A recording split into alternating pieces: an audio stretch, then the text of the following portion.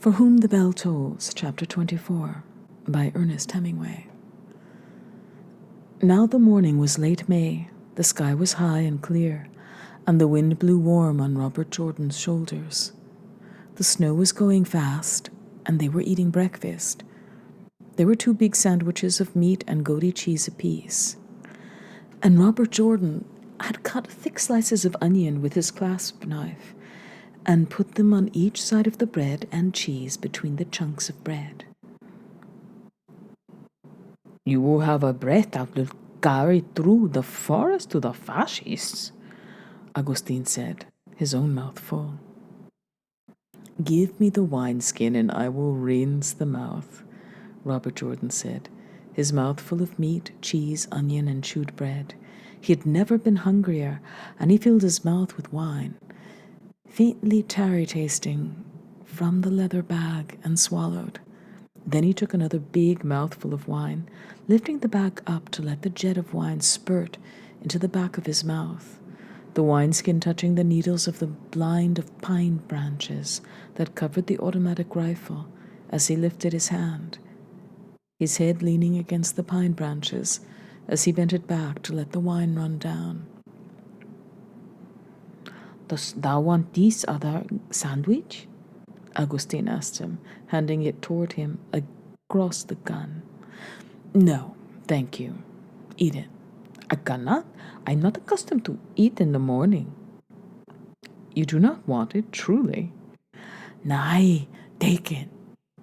Robert Jordan took it and laid it on his lap, while he got the onion out of his side jacket pocket where the grenades were, and opened his knife to slice it. He cut off a thin sliver of the surface that had dirtied in his pocket, then cut a thick slice. An outer segment fell, and he picked it up and bent the circle together and put it into the sandwich. "Eatest thou always onions for breakfast?" Agustin asked. "When there are any." "Do all in thy country do this?" "Nay," Robert Jordan said. "It is looked on badly there."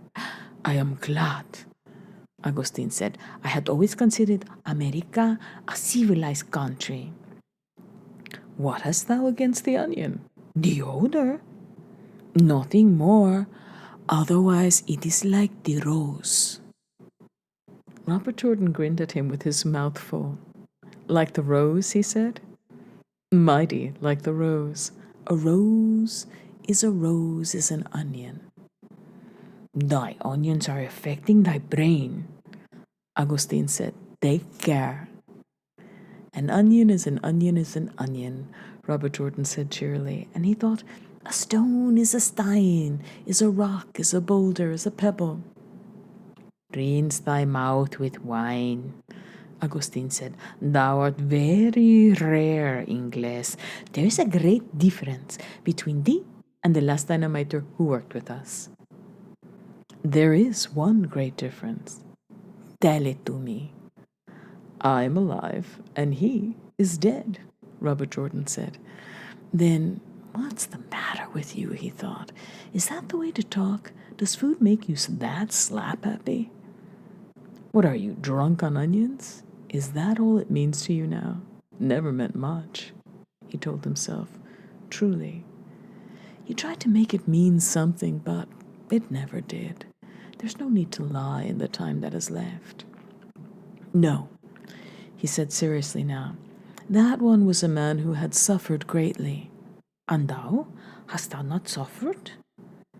"No," said Robert Jordan. "I am one of those who suffer little."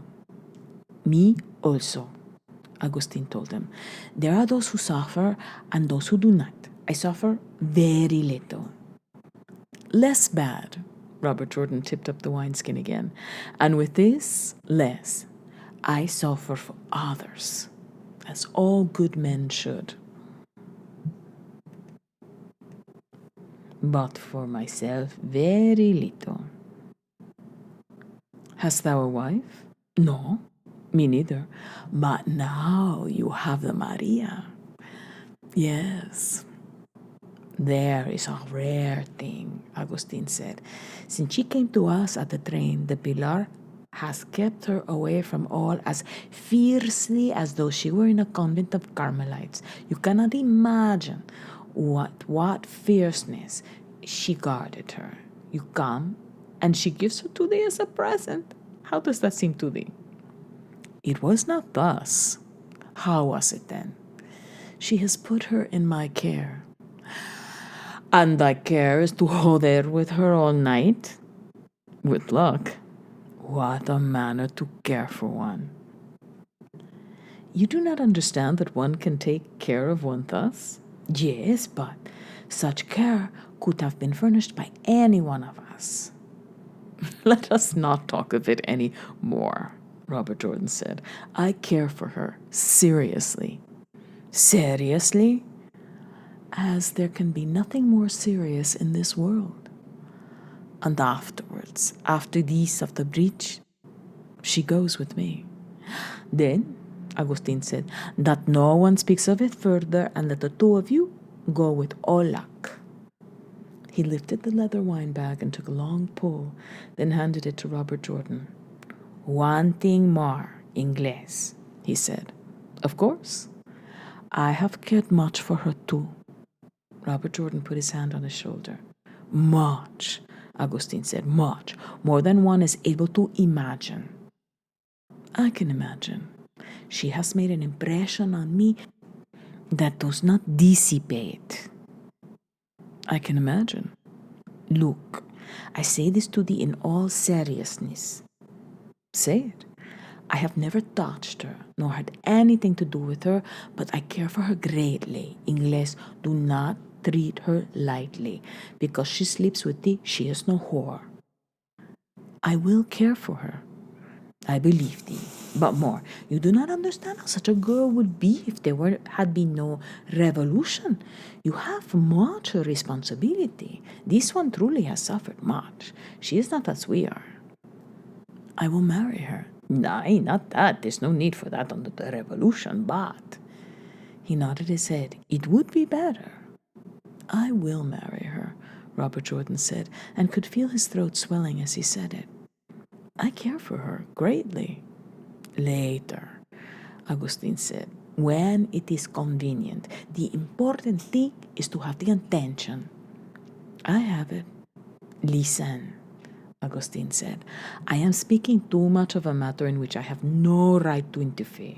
But hast thou known many girls of this country? A few. Whores. Some who were not. How many? Several. And did you sleep with them? No. You see? Yes.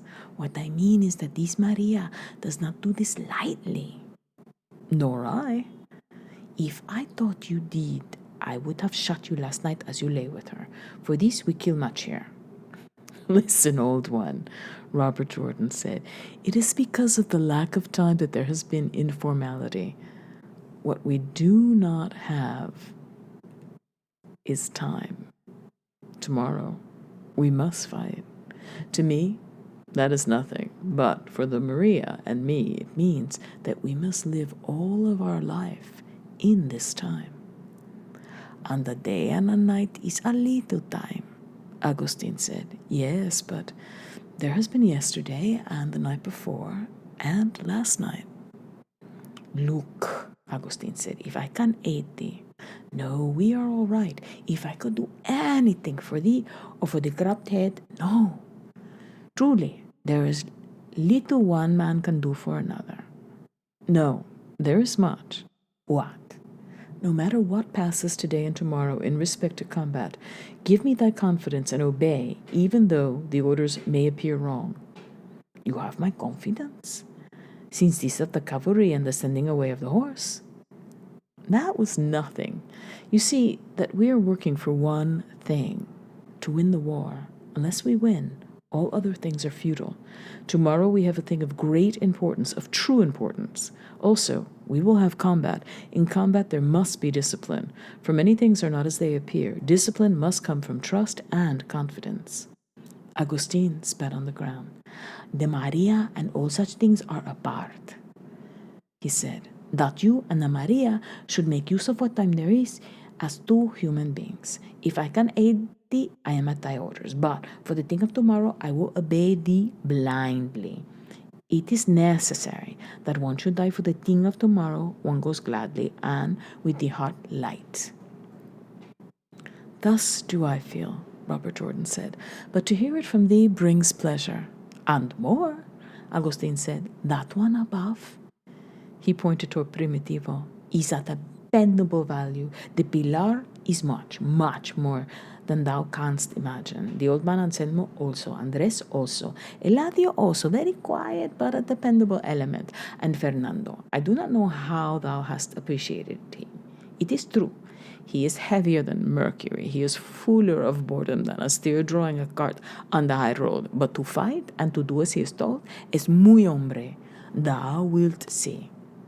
We are lucky. No, we have two weak elements, the gypsy and Pablo, but the band of Sordo are as much better than we are as we are better than goat manure. All is well then. Yes, Agustin said, but I wish it was for today. Me too, to finish with it, but it is not. Do you think it will be bad? It can be. But thou art very cheerful now, Ingles. Yes, me also, in spite of this, of the Maria and all. Do you know why? No. Me neither. Perhaps it is the day. The day is good. Who knows? Perhaps it is that we will have action. I think it is that, Robert Jordan said, but not today. Of all things, of all importance, we must avoid it today. As he spoke, he heard something. It was a noise far off that came above the sound of the warm wind in the trees. He could not be sure, and he held his mouth open and listened, glancing up at Primitivo as he did so. He thought he heard it, but then it was gone. The wind was blowing in the pines, and now Robert Jordan strained all of himself to listen. Then he heard it faintly coming down the wind. It is nothing tragic with me, he heard Agustin said. That I should never have the Maria is nothing. I will go with the horse as always. Shut up, he said, not listening, and lying beside him. His head had been turned away. Agustin looked over at him suddenly. ¿Qué pasa? He asked. Robert Jordan put his hand over his own mouth and went on listening. Then it came again. It came faint, muted, dry, and far away, but there was no mistaking it now. It was the precise, crackling, curling roll of automatic rifle fire. It sounded as though pack after pack of miniature firecrackers were going off at a distance that was almost out of hearing. Robert Jordan looked up at Primitivo, who had his head up now, his face looking toward them, his hand cupped to his ear. As he looked, Primitivo pointed up the mountain toward the highest country. They are fighting at El Sordos, Robert Jordan said. Then let us go aid them, Agustin said. Collect the people, vámonos. No, Robert Jordan said. We stay here.